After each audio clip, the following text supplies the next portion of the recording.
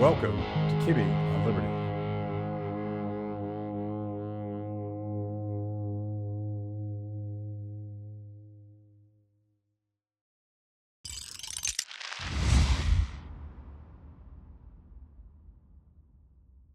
Dr. Richards, it's good to finally get you on. We've been going back and forth with schedules, but I'm excited about this conversation. I'm excited too. Thank you.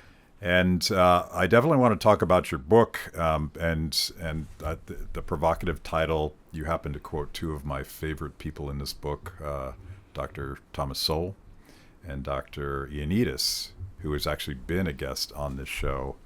And I want to get into those guys specifically. But the title of the book is Nobody Wants You Healthy, Achieving Better Health by Avoiding the Corruptions in Modern Medical Science.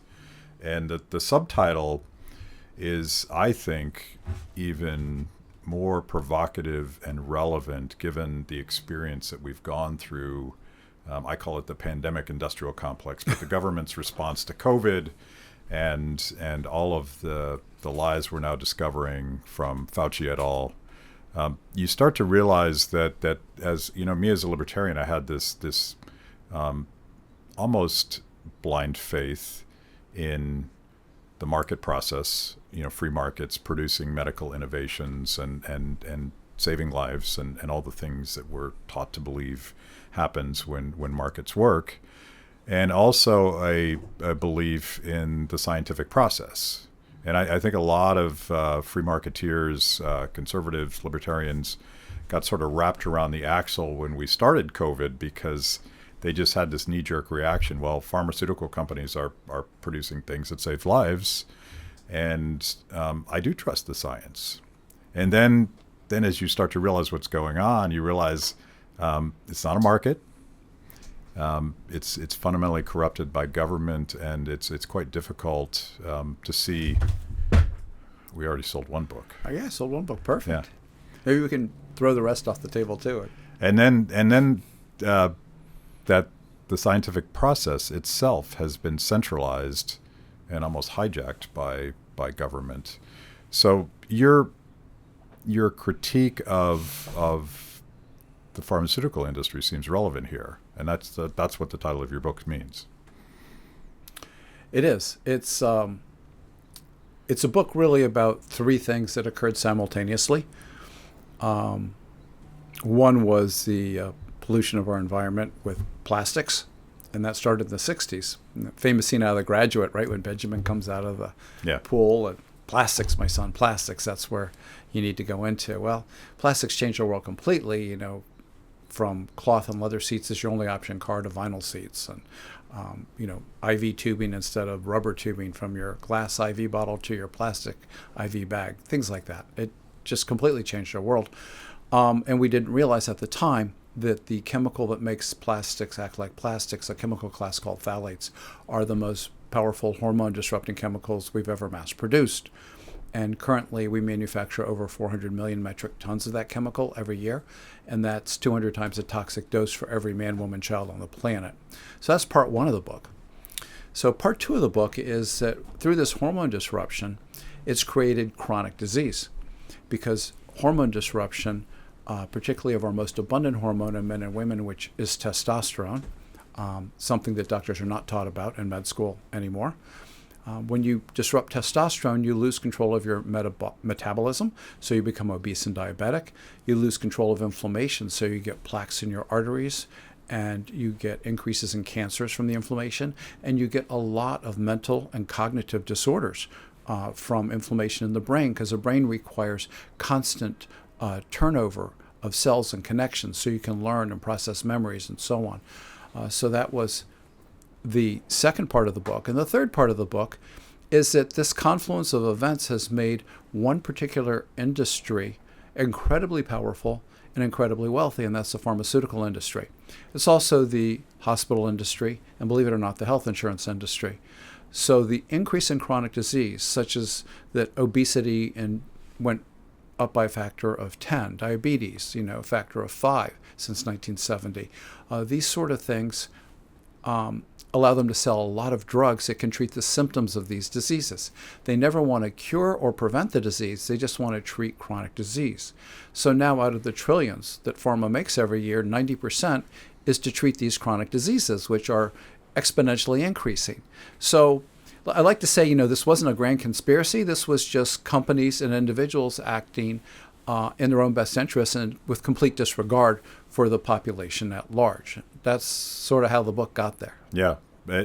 So, applying this to, I have several stories, but just thinking about this in the context of the revelations of the development of mRNA vaccines, I had no idea how intertwined. You're picking on the pharmaceutical industry, but I'm now struggling to see where the government regulatory agencies, FDA, NIH, CDC, all of the other alphabet agencies, where they end and where the pharmaceutical industry starts. And I don't think it's not just a revolving door thing.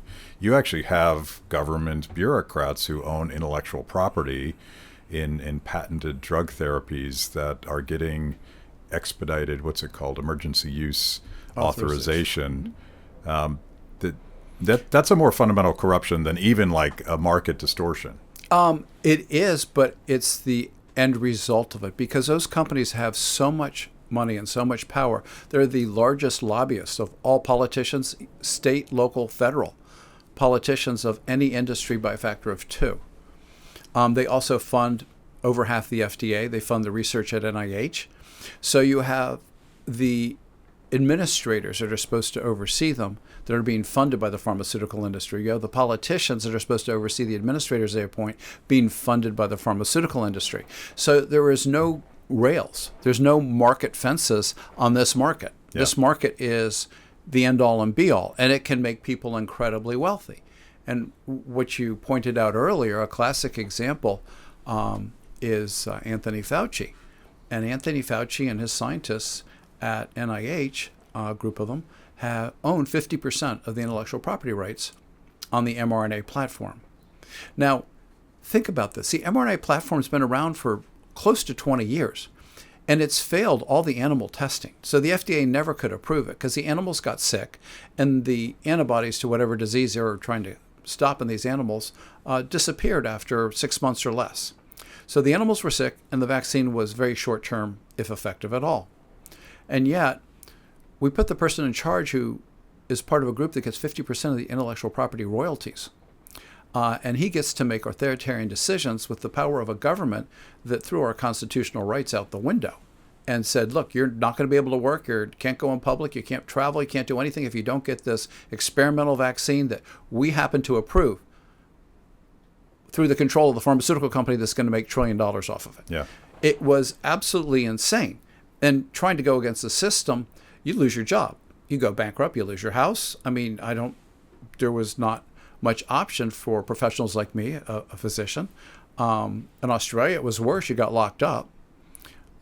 Europe had some horrible conditions in various countries too. Same sort of thing. And so you were forced to take this vaccine that would enrich the pharmaceutical industry that's going to pay the people that are dictating that you had to take the vaccine. And nobody gave a crap about safety because safety data from the original trials, if anybody had looked at it, and the FDA never looks at the actual data. They just assume whatever the drug company tells them is true. They don't do an investigation into, did they manipulate the data? Did they cover up some data? Is it logical to say we're going to get rid of everybody that died after a vaccine because it was from some other cause, which is what they said. And then they just went ahead on their merry way. I can really get into it if you want. I mean, I lost it when they started saying children had to be vaccinated. And John Ioannidis, man you mentioned earlier, probably the god of biostatistics from Stanford University, he and Bhattacharya came out with a paper showing, using the CDC data, children 19 and under had a 3 in a 1 million chance of dying from COVID.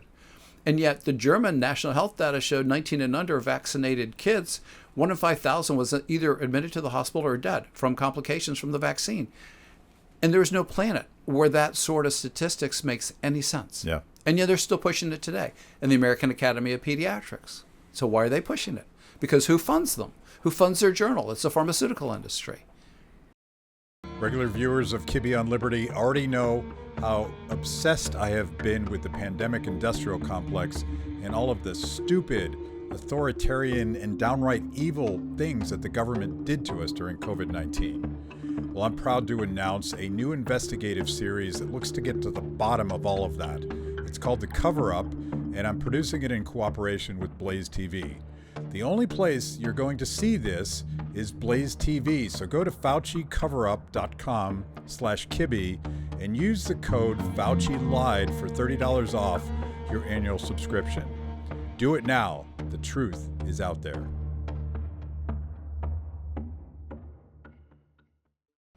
See, I think it's also, and again, these things are intertwined, particularly if Fauci et al.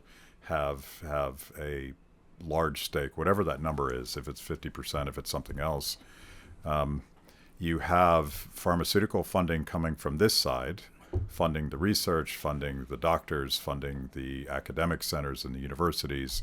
But you also have the NIH and the NIAID doing the same thing.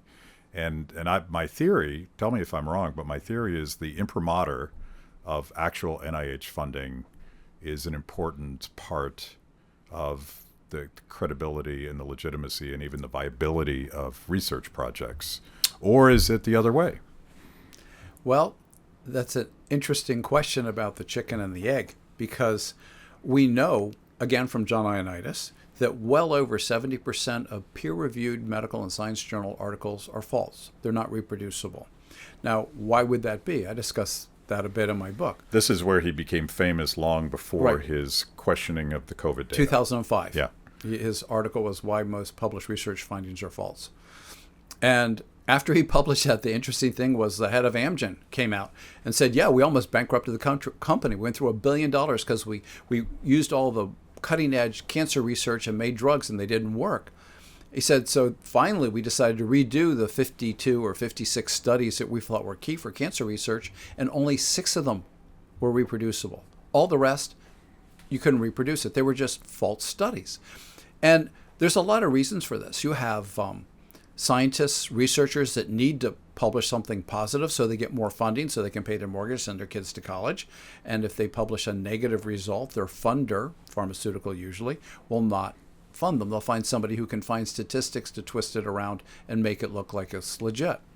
And then you also have people that are going to get royalties if what they're researching on ever gets approved.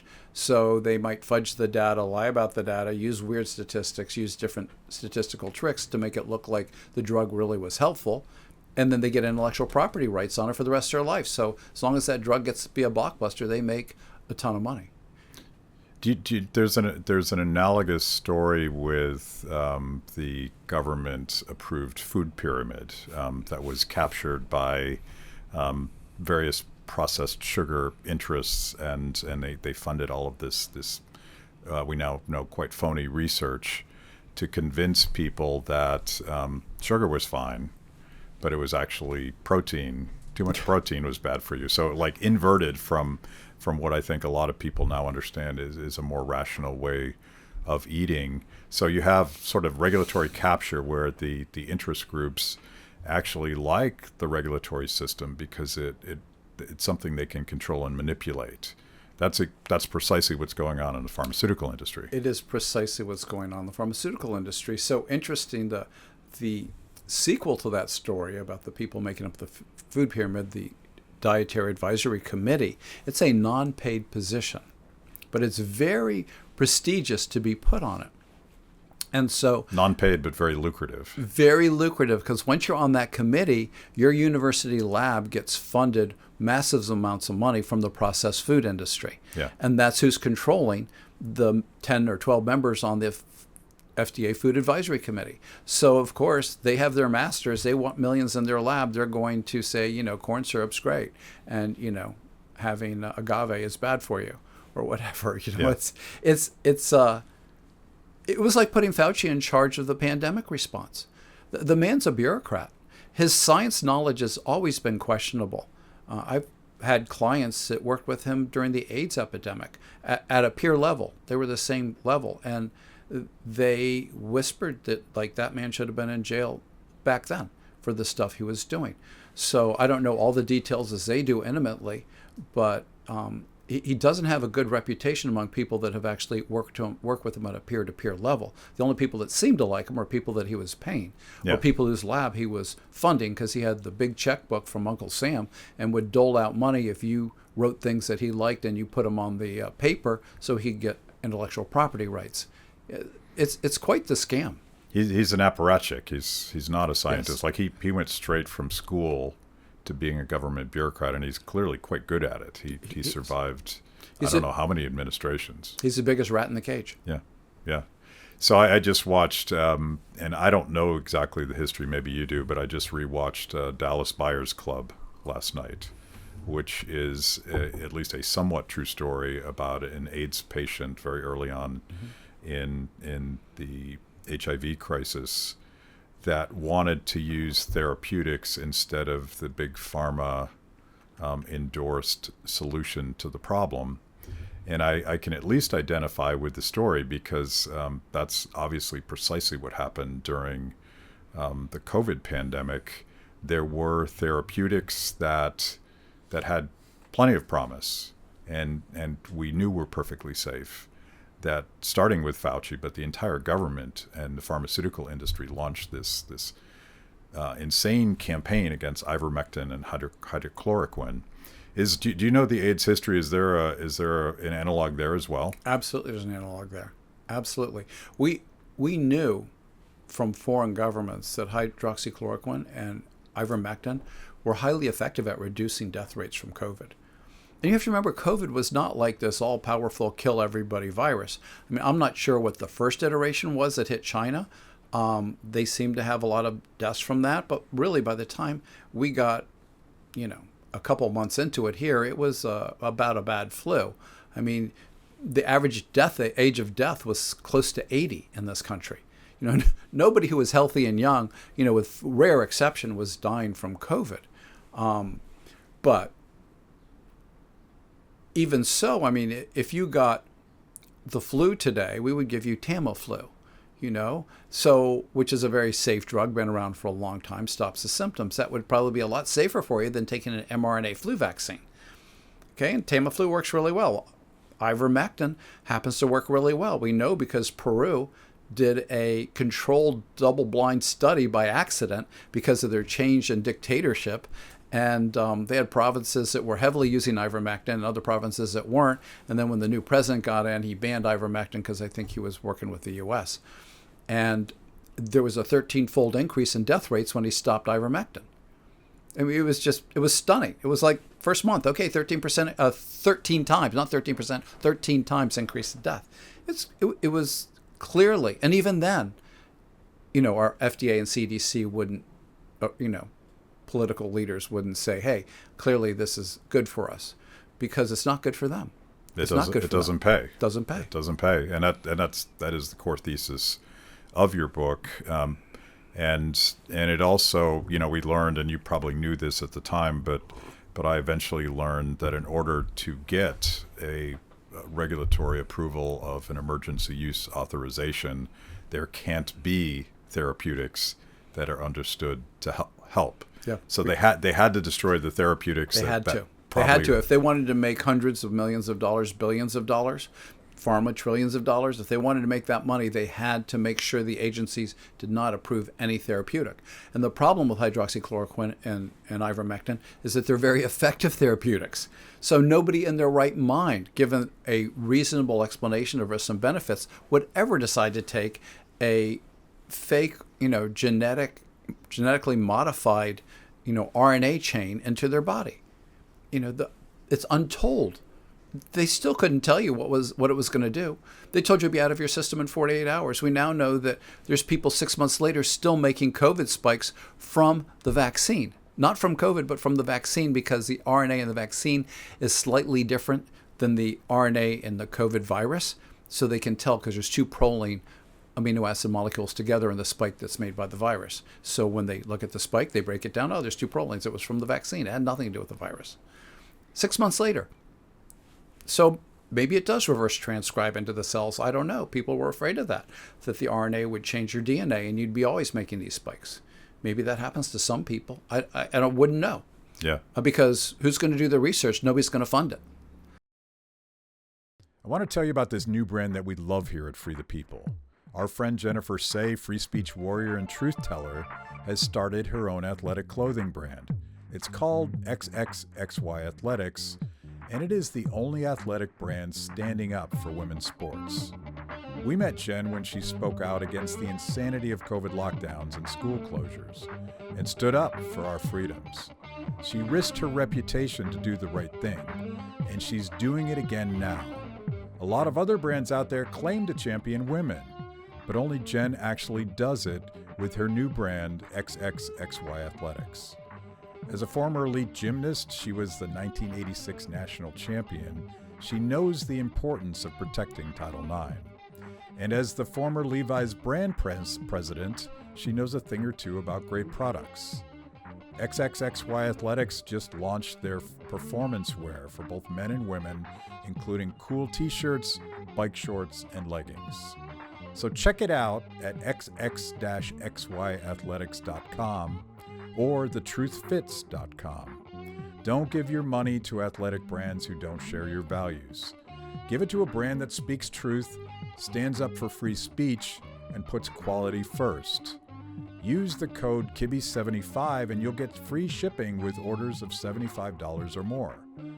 Finally, an athletic brand with a cause you can get behind.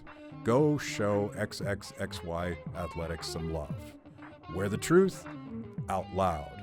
Go to xx-xyathletics.com and use the code Kibbe75. That's KIBBE75 to order. Do it now.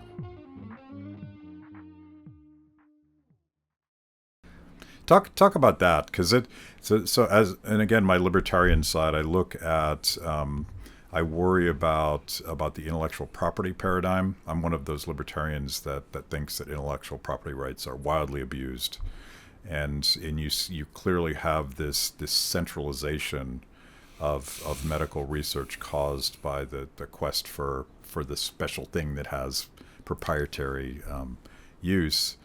But the other thing is the FDA approval process, which last time I checked takes about 20 years.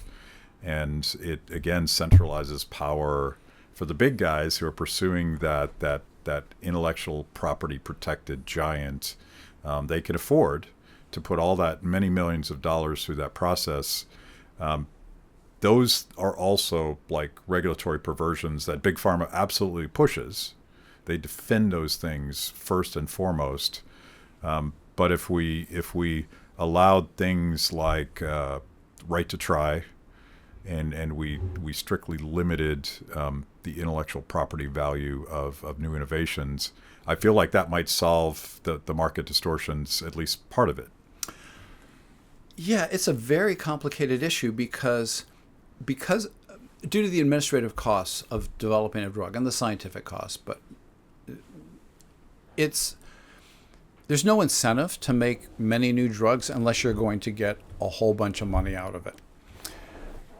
The problem is you don't get blockbuster drugs every year or every 5 years. So they have a lot of these drugs that they come up and claim great things like statin drugs. And when you really look at the data that's coming in independently after 10 years of statin use in Europe and other places, the data's horrible. You know, there is a very tiny group of people that seem to have any benefit from statin drugs.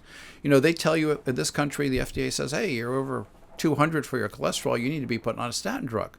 They looked at 12.4 million people in Europe, and the lowest death rates were people between 210 and 250 on their cholesterol. And once they were naturally below 200, their death rate skyrocketed. When they were above about 300, their death rate went up, but not as much as if they were below 200. And then they started looking at heart attacks 10, 15 years out being on statin drugs. And it seems people died of heart failure, heart disease, at a much higher rate if they were on statin drugs. Well, then you look at why the FDA made this decision, and you look at the pharma data, and they looked at 20,000 people that had cholesterol over 200. So they put 10,000 in the observation group, and they put 10,000 who took a statin drug. And they told the FDA after 1 year they reduced heart attacks by 20% in the statin group. And that was true. They did reduce it 20%.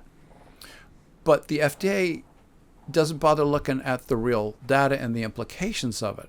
So out of the 10,000 that were just taking a placebo, 20 people got a heart attack. Out of the 10,000 that were taking the statin drugs, 16 people got a heart attack. So it was a reduction of 4. So if you make 10,000 people take a statin drug, 4 of them will receive a benefit. That's 0.04%. The rest of them have a high complication rate from taking the darn drug. And this was after 1 year. And we don't know how many people in the statin group died of other illnesses that they said had nothing to do with the statin drug, but may have. Just like when they gave COVID vaccines, more people died in the vaccine group in their trial, but they said it had nothing to do with the vaccine. So they're manipulating the data, and the average person doesn't know the difference between a relative risk and an absolute risk. Well, your relative risk improved by 20%, but your absolute risk only improved by 0.04%, and you would never take a drug with the known complications of statin drugs for that kind of tiny risk improvement. And this is how they manipulate the system. And the media, of course, 60% of advertising media is funded by pharma, right? And medical journals are funded by pharma, and the medical specialty societies are funded by pharma. So it's very hard to get the truth out there.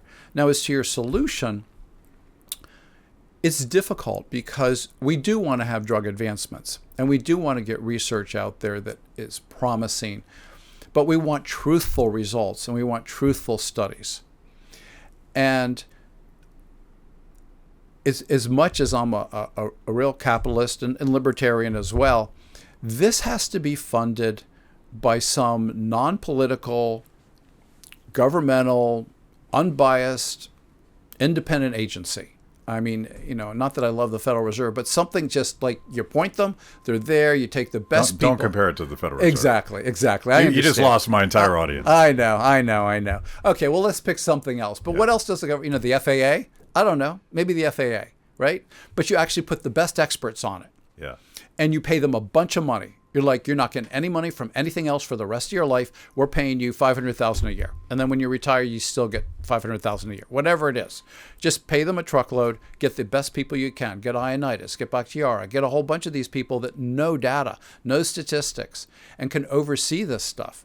And then, yes, it's in the country's best interest now to go ahead and pursue this drug, which has shown great effectiveness against maybe preventing Alzheimer's, regardless of whether it's generic or not. So here's a counterpoint, and you know more about this than I do, but I was just having a conversation with the great science journalist Matt Ridley, and maybe you've read some of his stuff. Yeah. And he was talking about how to regulate gain-of-function research, which in the wrong hands of the wrong people could destroy humanity, period. Mm-hmm. So not a small problem, something to be taken very seriously. And as he was describing the process by which scientists overwhelmingly demanded a stop to it, a pause that eventually the Obama administration implemented, which eventually Fauci did an end run around, it was a self-regulating community of scientists who demanded that change. So you kind of have like the market process, the scientific process, lots of competition, lots of back and forth, lots of competing paradigms. That open process is perhaps safer than creating a new cartel that could control that process. Yes, as far as the gain-of-function research. No, as far as drug development and research studies. It needs to be a totally insulated group of experts with no political bias, no economic incentive to approve anything, who can look at that. And that's really who needs to be looking at our drugs. As far as the gain of function, as you know, for 10 years I was a consultant, medical and surgical consultant, the first family in the White House. And I was doing that during the time Obama banned gain of function research, but he didn't really ban it. See, there's the backstory. He created more bureaucratic hurdles. He did. But he's not a scientist. He's a bureaucrat. right? And he did not have any insight into the issue that really was needed by somebody who was going to make that decision. And he was influenced by people in Defense Department intelligence and other things that he deferred to their expertise on this. And that is where this problem with gain-of-function research lies as relates to COVID and other things. There is some potential benefit to doing gain-of-function research, but I'm not sure the benefit will ever outweigh the risks involved. So, we have to talk about bioweapons. Now, theoretically, we don't have bioweapons, right? We're just doing defensive bioweapons research. Well, our bioweapons research is funded by billions from DoD and NIH, but mostly DoD. We are creating bioweapons. Yes, we are. And to discover how to mitigate against them. Right. That's the story. That's the line. Now, okay, maybe that's true. Maybe that's not true. I don't necessarily believe it. I don't necessarily disbelieve it. But you had this huge push for this SARS-CoV vaccine. And your listeners probably don't know, but Ralph Barrick, one of our most brilliant gain-of-function bioweapons researchers, was at UNC. Long history of being a really great scientist, super smart, but as sometimes many brilliant people are, totally oblivious to the ramifications of what he was doing. He managed to create the first airborne lethal virus for humanized mice. That was the corona bat virus, and putting a SARS spike on it. He started working that in 2012. Congress banned gain-of-function research in 2013, unless it was approved by the head of NIH. That was Francis Collins. So Francis Collins approved Ralph Barrick's research. So he continued, and he published his article in 2015 in Nature Medicine. His co-author, interestingly enough, was a woman named Shi Jinling, who is, as you know, the bat lady from the Wuhan lab. So she was collaborating with him to create this in UNC, published in Nature Medicine in November, in case anybody wants to look it up. And they're very proud of it. It was the first time they had infected mice, humanized mice with human ACH receptors in them, and put them in their mouse room, and it infected all the other mice in the room and killed them too. So that was like a landmark jump in bioweapons research, but also in gain-of-function research. This should have made him, even though he was obtuse to the ramifications, shocked and scared. But he was proud of it. He didn't seem shocked or scared. He was on different podcasts after that, talking about how great this was and so on and so forth, until somebody posed a question to a speaker, aren't they concerned that this is going to kill the rest of us? Anyway, in December of that same year, the Pasteur Institute in Paris, who discovered the AIDS virus, wrote an open letter to Nature Medicine and said it was the most abominable research they'd ever seen. If it ever escapes the lab, it's going to cause a pandemic of unknown consequences. At that point, Obama in 2016, beginning of 2016, said, hey, his scientific advisor is saying this is dangerous. So he decided, okay, we're not going to do any of that research in this country. That way it's not going to kill Americans. Well, of course, air travel, geese, whatever, the world is a very small place when you have a deadly virus, right? So he said it can't be done here. It can only be done overseas if it's approved either by the head of infectious disease at NIH, Anthony Fauci, or DoD as a national security risk. We had to do it overseas. It's a national security. So that's how you got it funded. And they both bypassed their safety boards they were supposed to take it through. Yeah. Fauci bypassed it at NIH, but, the head of bioethics at NIH was his wife. So, that wasn't a conflict of interest. And then DoD went to DARPA, the Defense Advanced Research Project Agency, which has many great people that I know in it. And they looked at it, and 6 months later, they wrote DoD, they are not funding this. This is way too dangerous. It should not be done in the Wuhan lab. The Wuhan lab's leaky. We know that from our intelligence from the French, who built the labs, that it was leaky, and that they should not do it. But DoD wanted their bioweapons research, and they sort of went around it, and they funded it through black projects, through EcoHealth. Well, then COVID happens. Predictable, absolutely predictable, 100% guaranteed this was going to happen. And it's a cover-up. And the cover-up is a cover-up because the government looks bad, DoD looks bad, the NIH looks bad, all the politicians that were getting off this gravy train look bad. So they use authoritarian powers. and they all become authoritarians, and they censor you, and they have a division of censorship. And people that knew you could save lives by giving ivermectin had their license taken away.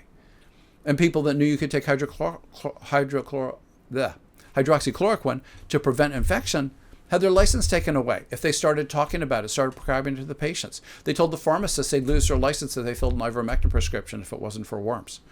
And it just went on and shut down business, shut down schools, depression, suicide, loss of small businesses. And nobody cared because they were covering their ass, because it had to scare everybody so they wouldn't realize it was their own government that made this highly, dangerous virus, overriding all the safety protocols.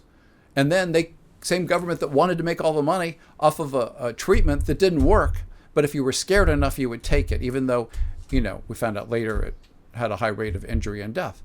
So it's really hard to fathom how far we went. I mean, all the things that it seems like we fought for in our independence, our government just did to us. Yeah. Why? I don't know. At Kibbe on Liberty, freedom is a lifestyle 24/7, something you live and breathe and wear every day. If that describes you, you need the very best Liberty swag in the market today, just like this shirt I happen to be wearing. Go to freethepeople.org/KOL and check out our exciting merch. You too can love Liberty and look cool. So, by the way, I'm doing a series with BlazeTV called The Coverup, and I'm trying to answer that question because I've been obsessed about this since March of 2020, and I don't have a satisfactory answer for myself as someone that is wildly cynical about government power and expects to see government failure behind every initiative. This one even surprises me. We were talking about this before, and I want to get back to the book and the context for you writing this book, because it very much informs all of these questions about COVID. But you don't mention COVID in this book, even though you wrote it during the lockdowns. Tell that story you were telling before. Well, so I'm the science geek, as you know from talking with me, and I realized very early on that this was a man-made virus. I realized very early on it leaked from the lab, that it was Xi Jinping's lab that it leaked from, that the HVAC systems at the Wuhan labs were leaky because they used local contractors. The French told us that. And so I put together a fully referenced one-pager showing this is the research Ralph Baric did. These are the sequences he made. This is who he was his co-author. Now, all of a sudden, the one lab in the world where his co-author is in charge of is where the virus that's almost identical to the one he published about in 2015 is escaping. There's no wet market here. And I backed it up with different references and scientific journals. And I thought, sure, the Post is going to publish it. The Wall Street Journal will publish it. New York Times will publish it. Even the Daily Mail in England will publish it. And nobody published it. I have a very close friend who was on the board of the Daily Mail at the time, and he asked the editor, he said, "Why aren't you publishing Dr. Richards' article?" This was in March of 2020. And the editor turned to him and said, "Bill," he said, "I have no doubt everything Dr. Richards wrote is true, but you have no idea how much pressure we're under not to publish a word of this." So I realized that there was a very active censorship going on. I mean, censorship to the point where if you started telling too much of the truth, black fans may show up and you may go off for questioning for several months before being charged with anything, if you're ever charged. Because it's a national security risk, right? It's not really a national security risk. It's a national security risk to the politicians and defense people and intelligence people that were funding this and bypassing all the safety. That's what the security risk was. So security risk to the security state. Yes, exactly. So because if people found out, they'd be furious. They'd toss all the bums out, just like they should be. So I made a conscious decision, because what I talk about in the book are health issues that kill tens of millions of people every year, hundreds of millions of people, really. And I talk about why it happened, how it happened, and things we can do to decrease the risk of chronic disease by 50 or 60%, decrease breast cancer by 50%, decrease diabetes by 70%.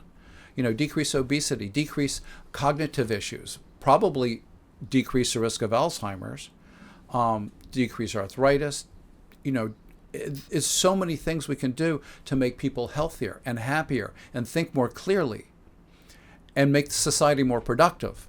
And it makes them better at work, but also makes them better for their family. And that means it's better for their children. And that means we can actually grow a much healthier society because we're all being poisoned by these plastic chemicals. And that message to me was so important that I just dropped the COVID thing, because I knew if I mentioned it in my book would never be allowed to be published. Yeah. Never. Right now, 100% of testicles that they've tested have microscopic plastic in it.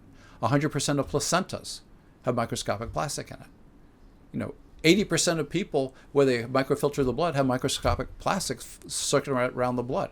So this is a human extinction issue, far more than COVID is, because we're infertile now. It's so hard to make babies, evidently. I see my young friends struggling, and they figure by 2050, almost everybody's going to be pregnant from in vitro because there's going to be nothing else left. And so that message was too important. I couldn't talk about COVID in the book and risk it not being taken seriously. But the enemy to your therapy, and talk a little bit about the therapy, but the enemy to your therapy it's the same enemies. It's the same enemies. Exactly. It's the pharmaceutical industrial complex. It is. That wants to not keep you healthy. Nobody wants you healthy because there's not as much money in a healthy population. That's your fundamental thesis. That's the absolute truth. Yep. It's interesting. I teach courses to physicians, and I remember a couple courses distinctly. One of them had a gentleman who was the Bill and Melinda Gates Foundation director for NIH, distributing $250 million a year. He had also previously been the vice president of health at the United Nations, but quit that job because it was too political. I also had the acting medical director of Pharma come to my course. And he's a physician, and he said, look, I'm not coming there to spy on you. I'm coming there because I want to see your science, because I think what you're going to tell me is true. And so what did I discover during that? I discovered they both absolutely believe the science. I showed them at my 8-hour course where I train doctors. They both agreed that it would be well over 50% reduction in chronic diseases, well over. That it would dramatically reduce the need for medications, dramatically improve productivity, make society much healthier. The Bill and Melinda Gates director for NIH said, I can get you any African country in the world you want to do a pilot study with these testosterone pellets. We've been using them in the country since 1939. They're not experimental, and they were known to work. They just stopped educating doctors about it around 1960 when the drug companies figured out how to make synthetic hormones that they could patent, because you can't patent human testosterone. But the pellets are the only acceptable, reliable, steady-state treatment. And I said, why are you giving me an African country? Can't you just do it at NIH? He goes, Mark, Pharma funds NIH. They're never, ever going to fund this. It would cut their revenues by 60%. He said, but African countries are getting all this money for AIDS, and their number one killer is heart disease, and you're going to reduce it by 50, 60%. He said, so they'll pay you to do the study, but you're going to have to move there. I'm like, no, I'm not moving there, right? I was raising my young kids at the time. So then the medical director of Pharma was at the next course, and so was a personal physician to the president. And my fellow doctors wanted to lynch him because once they found out he was a medical director of Pharma, because I was showing them all the data where we're just being lied to and miseducated on purpose. And he said, look, I'm a doctor. He said, what Dr. Richards is telling you is absolutely true. He said, and my employer will do everything up to and over the gray line to prevent you from knowing this so that you can't prevent disease in your patients. He said, but the good news, and I say thank God because I'm a physician and I have patients too. He said, the good news is eventually you're going to win. He said, I don't know if it's going to be 5 years from now or 20 years from now, but eventually you're going to win. But every year that my employers prevent this knowledge from becoming widespread and known is another year of an extra $1 trillion. And it was just cut and dry. I mean, what can you say to that? The guy was brutally honest, and he told it like it was. Yeah. Well, I'm now sitting here wondering, I was thinking in the first half of the conversation, will we get banned on you-know-what platform for the conversation about COVID? But now I'm wondering if we'll get banned for this. So thank you for... The good news is it'll be on BlazeTV regardless, Okay, and it'll good. probably be on X regardless, but we'll see what happens. Okay. So they... I mean, it's all the truth. Yeah. We're just saying truth. And the problem is you can't have a government. I mean, the Supreme Court's coming around to this, and they have multiple decisions past, but mostly future, coming out. You can't censor the truth. And it's the government censoring the truth, right? Pharmaceutical companies can't censor the truth. They're a private industry. But the government can censor the truth through unlawful, unconstitutional powers. And that's what they've been exercising. And there is a day where it comes to roost where the people that were doing that are held in disgrace, fired. I would love to see them go to jail for intentional violation of people's rights. I doubt that'll ever happen. But you can't ban the truth forever. Just like the head of the pharma said, hey, one day this truth will be out there. It's just we're trying to prevent it. We're trying to prevent it for as long as possible. So Big Pharma, with their trillions of dollars, can buy advertising, which is a great way that they control the narrative. They can share intellectual property with government bureaucrats, but they alone don't have the power to censor this conversation. Correct. It has to be a collusion with government to do that. And so, as you say, I don't think this is a conspiracy. I think it's a confluence of interest, classic public choice theory, Right. economics. Public official corruption. But I also think that, we're seeing starting with the attempted cancellation of Joe Rogan for talking about ivermectin. He was too big to cancel because Spotify would have blown up their own business model if they had chosen to do what everyone was demanding that they do. I think it's more and more difficult to stop conversations like this and independent research and all of the data that you cite in your book. These are published articles. It's not a secret. From the last 60 years. Yeah. I mean, it's not like from last week either. I mean, these are articles that span the whole last 6 decades. Yeah. And the difficulty was finding articles that were not manipulated and untrue.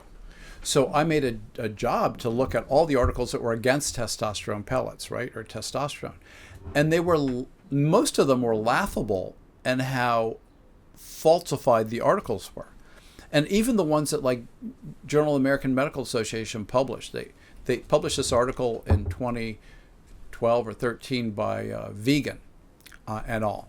They're not doctors, they were statisticians. They were hired by the pharmaceutical company because a year prior, some doctors had found that veterans in 7 Pacific Northwest medical centers treated with testosterone for low testosterone reduced their death rates by like 50% compared to the ones that weren't treated. Well, this scared the crap out of pharma, right? Because if everybody starts using that, their profits drop by over 50%.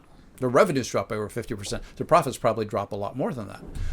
So they hired these statisticians to come up to the same 7 medical centers and use weird statistics and computer backwards programming to say, look, there's a 40% higher death rate if you take testosterone.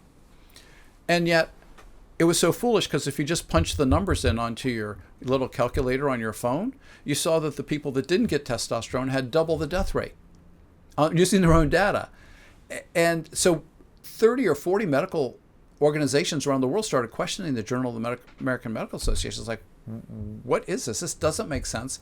We want to see the data. And they initially started giving data, and they found all sorts of holes in their data. Then they said, we want to see your statistical process. And all of a sudden, all the statisticians vanished. It's like, oh, we can't get a hold of them anymore. But JAMA would never retract that article because they're being paid to publish a magazine by the industry that article was supposed to help. That was one of the many red pills for me in the last 4 years, is discovering that the entire journal structure, this is supposedly peer reviewed and the epitome of the scientific process. It's not at all. It's captured. It's captured. It's captured, and My dad was a family practitioner. He was one of the first doctors certified by the American Board of Family Practice. He used to be just a general practitioner before, and then he became a family practitioner especially. And he was very disgruntled about it back in the 60s. I remember 60s and 70s, talking with him a little bit about it, more in the 70s than the 60s. I was a little too young then. But JAMA was the last journal to allow publication of any article that said cigarette smoking was bad for your health. They were about 10 years behind every other journal. They would only publish things that looked favorably, that cigarette smoking, prevented this disease or prevented that disease. It became easy to understand because it turns out that the tobacco company funded over 65% of their budget. Yep. It's been captured since day one. Yeah. And this is not a new phenomena. This is just that the power of the medications and the power of the pathogens we're creating have gotten to the point where you can wipe out millions of people, tens of millions of people. And we did it. I mean, they now figure from analysis in, I think, 24 different countries that have national health data, that they estimate that COVID killed about 1.7 million people, the virus itself, and the average age was about 80, and that the vaccines killed over 17 million people. Again, a balance that absolutely makes no sense, but was predictable from Pfizer's own research if anybody had been allowed to look at it and analyze it who was independent. So you're claiming that, because I've always just assumed that we'll never know who died from COVID, who died with COVID, and who might die from vaccine harm. You say that data does exist. That data does exist, but it's statistical and it's extrapolated. And it's from countries that have national health data and no real axe to grind with they're not run by pharma. And so the statisticians pile in there, the health statisticians pile in there, pull out all the national health data and start looking at it, and then they can start extrapolating it. Yes, what you raised the amazing point, I'm sure most of your audience already knows this, but if you were in a motorcycle accident with a ruptured spleen and you tested positive for COVID, you went to the hospital would absolutely say you died from COVID, not the ruptured spleen, because they got an extra $3,000 for every patient that died from COVID. It was like a government reimbursement add-on. Yes, a government reimbursement add-on, right? Yeah. To lie about your data. Right. And of course, you can just imagine hospital administrators either sending the memo or just walking the rounds saying, this is what we're going to do. This is what we're going to do, sure. Yeah. It's like we know from the Cleveland Clinic data where they had 100. To me, this was the moment where nobody with a right mind could ever dispute that the vaccines were dangerous and worthless. Cleveland Clinic looked at, I forgot how many tens of thousands of their own, 52,000, I think, of their own employees. And they looked at them for 190 days, so a little over 3 months. 6 months, a little over 6 months. And they categorized them as unvaccinated, vaccine completed, which is usually 2 doses, boosted once, boosted twice, boosted 3+. When they looked at them over 190 days, the unvaccinated employees had a 2% rate of getting COVID because they were testing them all. The vaccinated people had a 5% rate of getting COVID. The ones that were boosted once had a 7% rate, boosted twice had a 9% rate, and 3 or more boosters, you had an 11% rate of getting COVID. So the damage to your immune system is pretty clear. And the people that they said were crazy talking about, vaccine-induced immune deficiency are not crazy to talk about that at all. It's weakening them because you're putting in this mRNA that's making a toxic chemical from your own cells, so your body has to either attack the cells in your body, which creates autoimmune diseases, heart attacks, clots, strokes, neurologic injuries, all these other things that we see, or your immune system has to say, we have to stop fighting against this spike because we're damaging our own body. And that would be the immune deficiency part. So if your antibodies say, no, we can't fight this spike because it's being made by our own body, then of course you're all not going to be able to fight off an infection. You're going to get sick at a much higher rate. And it was very clear. And the Cleveland Clinic, of course, gets a lot of government money. And they said, their conclusion was, but clearly certain groups of patients have tremendous benefit from the COVID vaccine. They put that in the article. There was no study of that in the entire paper if you read the paper, but that was in their conclusion because they knew reporters would only report that because most reporters don't have a clue what a cell is, much less a real science article with statistics. That's what they put. So that was a conclusion that got reported. But the data showed people were getting sicker the more vaccines they had. And it's just unbelievable. I mean, I can't believe I lived through this time. I knew it was bad before, when Jan was promoting cigarette smoking, but this is just a step beyond the pale because you're killing people for money. Yeah. So like to bring it full circle, I wanted to talk to you specifically so that people like I was, who had a general belief that the market process and competition would engender innovation, which would allow us to live longer lives with new medical treatments, and also believing in the scientific process that the thing that John Ioannidis talks about so eloquently, the iteration, the argumentation, the hypothesis and the teardown of the hypothesis, that open process. Those things work, but this ain't it. This is something else, and we need to understand the world as it exists, not this sort of idealized, it's almost sort of a religious faith we have in those principles. But we've got to get back to those principles. Yes, and we do. I mean, innovation is great. Science is great. I love it. I've been a scientist my whole life. It's amazing. But when it gets perverted for power or money, which seems to be the two big perversions, then you end up with crazy results, like that woman who developed the micropipette blood, Elizabeth Holmes, is now serving a lot of jail time after bilking people out of millions of dollars. It sounded awesome, though. It sounded awesome. It sounded so great. It was a great innovation. And yeah, maybe theoretically it could happen, but only if you hold tight to your scientific principles and your ethics, which is why, again, I say, it needs to be an independent appointed board of the most brilliant scientists that you convince them. It's like, you are going to do the most important job for mankind. We're going to pay you X amount of dollars. I don't care what you pay them. I don't care if you pay them $5 million a year. You pay that group that. And they are untouchable. And they don't make decisions, but they are public, and they say, hey, we looked at this. This doesn't make sense to us. Or we looked at this, and this holds a lot of promise. But nobody can corrupt them. That's what you need, because you can't trust the government to do these things. It's proven that. And you can't trust the administrative agencies to do that. They've proven that. So who are you going to trust?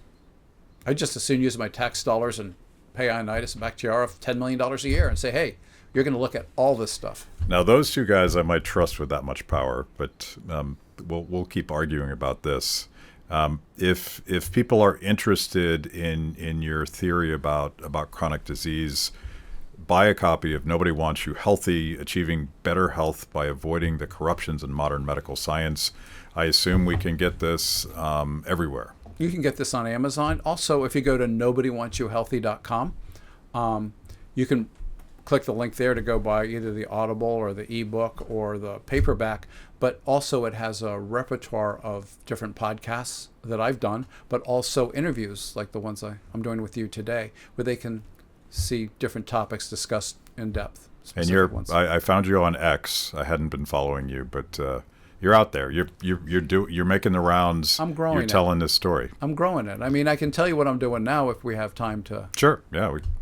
Okay. I'm in charge. You're in charge. Okay, you're the boss. We can go full Rogan and do like 3 hours. So. Okay. Well, I don't know if I can last that long. I'll need another cup of water, maybe bourbon. I don't know. Yeah. But so this is really my passion, is to make people much healthier and empower them to understand, both doctors, my colleagues, because my colleagues, 99% of them want their patients healthy, So I want to re-educate them about stuff we were lied to about, and I want to educate the public so they can bring it up with their doctors, so their doctors think, well, maybe I was miseducated, and they can understand these things.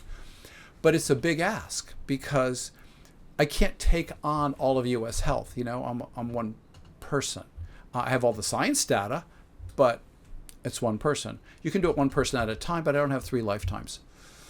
So then I've been approached. I get a lot of people in my practice that are not only political positions, but military positions and intelligence, and also retired veterans. And they get tremendous benefit from this.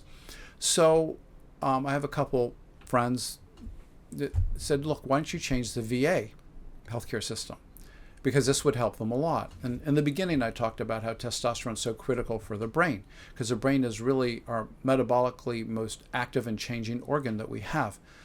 It makes new connections and undoes connections with memories, process all the time. But it needs testosterone because testosterone makes 100% of the estrogen inside every cell in your body. And what do neurons depend? They depend growing and changing based on the estrogen inside them, governed by the testosterone that's keeping them from going too wild. Okay, that's the combination, and it all comes from testosterone.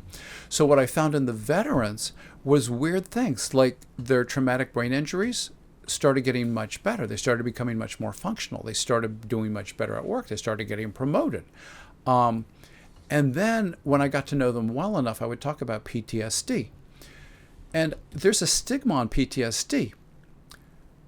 But I want everybody to think about this for a minute. Unless you are a sociopath, when you're out there, let's say in special operations, doing your job, killing bad guys, blowing them up, cutting them open, whatever you have to do because you're protecting your country or protecting the homeland, you're doing the right thing, it's still a very traumatic event because you're not a sociopath, right? And our brains are not designed to be blowing other people up unless you're mentally ill. Of course, mentally ill people don't make very good special operatives, right? Or soldiers. So, of course, they have PTSD, and then they see their buddies die. They get PTSD. But how do you process that? What's the difference? And the difference I found was that when they were on testosterone pellets, they could remember all the events, but it never woke them up in their sleep after about 6 weeks of being on the testosterone pellets, and it didn't interfere with their active thinking during the day. If they were asked about it, they could describe the whole event. But the reaction was different. It's almost as if the testosterone allowed the brain to process it into a memory, as opposed to something that kept on bubbling out there because the brain was too inflamed and too unhealthy to process the whole thing. The same thing as with TBI. So I'm thinking, I could probably focus this on the most valuable group to the federal government. The most valuable group militarily to the federal government are special operators. And the reason they're so valuable is multifold. One, the job they do. Two, that there's not very many people capable of doing what these men and women can do. And three, and this is probably how they're going to reach out to me and get me to do it, they're so damned expensive. It's a couple $1 million to train them to start with. Then it's $500,000 to train them every year. Then they tend to leave after 4 to 5 years from injuries, traumatic brain injuries, PTSD. They leave. And that's just when they're getting to be the best. So now I'm getting different, not only veterans, but active team members referring each other into my practice. And the stories they're telling are amazing. They're very heartwarming, and they keep me going in every day instead of retiring, because I'll treat them and then I'll see them, the guys 4 months later, the girls 3 months later. And I ask them how things are going. And then I ask very specific questions. And they're like, yeah, my emotions are totally level. I'm getting along great with my wife or my spouse, my kids. I love my job. And when I was on the range, my target acquisition speed increased 20%. Okay? And when I'm humping 36 hours or 24 hours in foreign territories looking for bad guys, I can get 8 hours sleep, wake up, hit the ground running, no joints hurt. I'm full of energy again. I'm not tired anymore. My joints don't hurt. And I was so impressed with them. 3 of them volunteered to talk on one of my podcasts. So if they go to nobodywantsyouhealthy.com, the first podcast is 3 special operative veterans. And I saw it on there. I haven't watched it yet. Oh, yeah. Yeah. I think you'll really enjoy it. It's just, like I said, it makes me want to get up every day and go help these people. They're very brave. They put their life in danger every day. They love what they do. But that doesn't mean that handling the explosives isn't endocrine disrupting. It doesn't mean that firing a 50 cal doesn't cause traumatic brain injury from the sound concussions. It doesn't mean jumping out of helicopters or, blowing up things with C3 and C4 doesn't cause traumatic brain injury. And it doesn't mean that, blowing somebody apart 5 feet away doesn't give you post-traumatic stress. It's just once their brains are healthy with high testosterone, it's like when they first came in, these injuries heal themselves because our brain is like a muscle. It can heal itself. And so the suicide rate drops. And this is a huge, huge issue. It's in the DoD budget. One of their number 1 or 2 issue is to get rid of the suicide rate that they have. And a healthy brain where you're thinking cognitively, you feel energetic, you're not depressed because testosterone relieves that depression, and you're not being tortured by PTSD memories, never kills himself. Never. So you do all these good things for people that are protecting our way of life, and I think it's my obligation to do it. A very cool, practical application of all of the work you've done so far. Right. And something that pharma won't fight me on, because there's only about 7,000 special operators. You don't cut into their profits. I don't cut into their profit. All right. Thank you so much. We'll Thank end you. it there. Thanks for having me. Yeah.